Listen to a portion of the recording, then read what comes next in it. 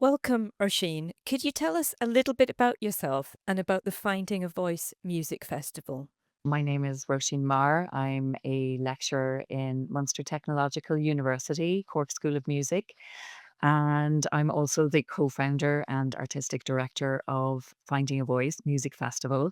I founded the festival in 2017 with my sister Cleanna, and we've just had our eighth our edition of the festival, and it is a festival of music by women composers and creators across different genres and eras. And it takes place around International Women's Day every year. So it runs over usually 3 or 4 days, and all the music is by women, but we include lots of different genres of music. So the focus is mainly classical music, but also jazz, improvised music, musical theatre, traditional Irish music, early music. So it's very broad, and singer songwriters as well.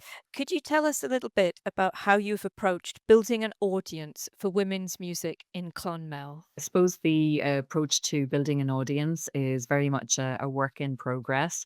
The audience in Clonmel is a rural audience in a town that's comparatively underserved by music provision.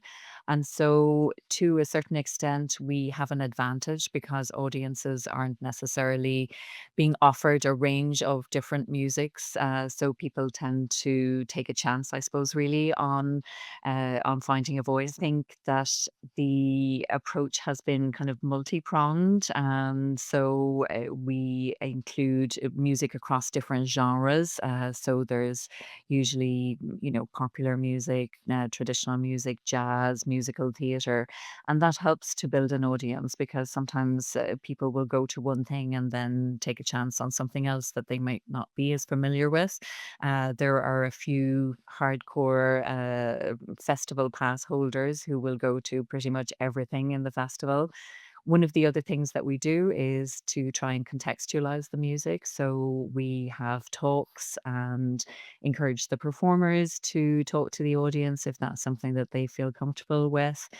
We have interviews with composers, pre-concert talks, post-concert Q&As. So I think that that all helps us to build an audience.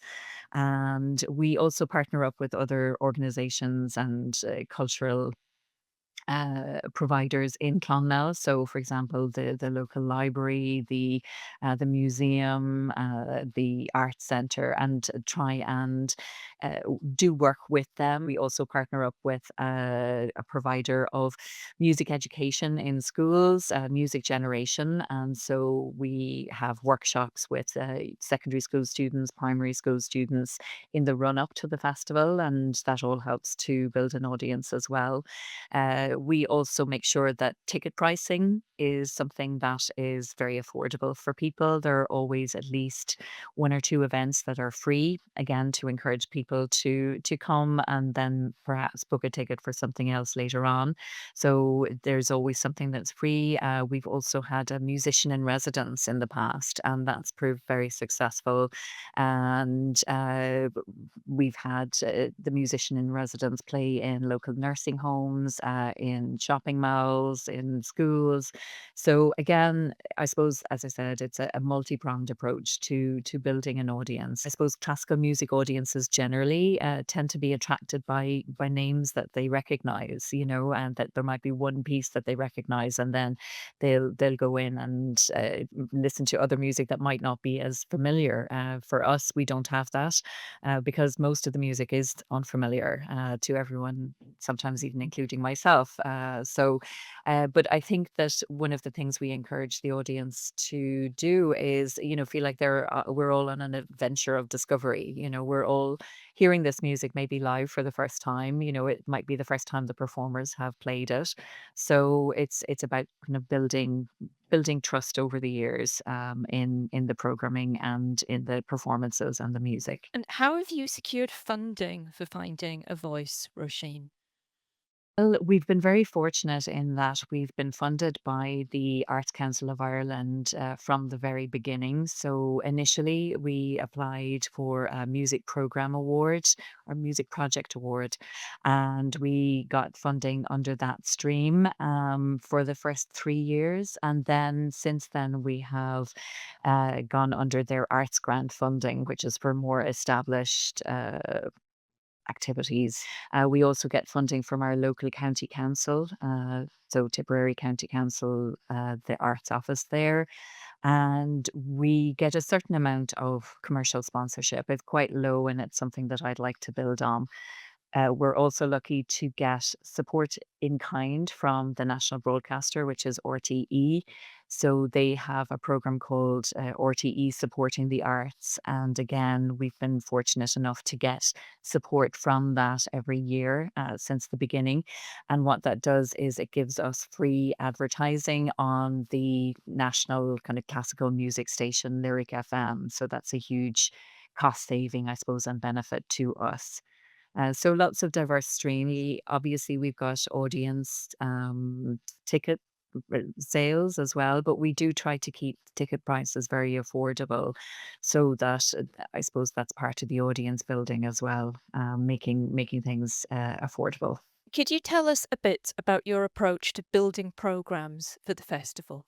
I look at the 4 days of the festival and try to include as many different genres of music as I can. It's not always possible to include every different genre every year, and the focus is usually on contemporary and classical music. I look at what is planned and try to include something that is maybe a little bit different. So it could be musical theatre, could be jazz, traditional music, something that's genre defining or defying. For the first few years, I was really determined not to create some alternative canon of works and composers in terms of women's music. And so I would insist that performances not be repeated or particular pieces not be repeated.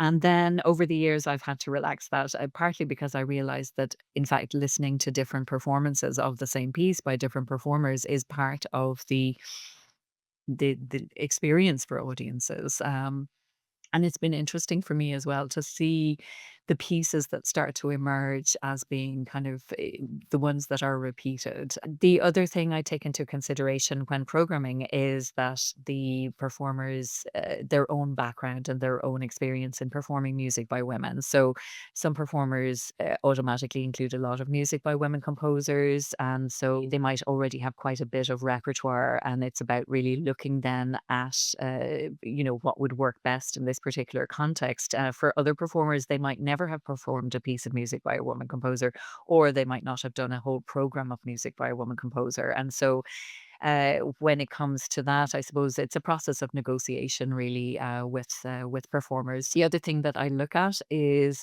what I like to call anniversary capital. So looking at anniversaries, centenaries, bicentenaries, and so on, significant dates in terms of women composers. 2019 was the bicentenary of Clara Schumann, and so we did a lot of work around including pieces by Clara Schumann and also commissioning works that were inspired by Clara Schumann. It was also the 400th anniversary of the Italian composer Barbara Strozzi, and so we also asked performers to include pieces by Strozzi if possible. I also ask performers, where possible, to include a piece by an Irish composer. So it's very important to me that we're supporting both contemporary and historical Irish composers, and also, where possible, to include non-white composers. So composers from Latin America, different parts of the world.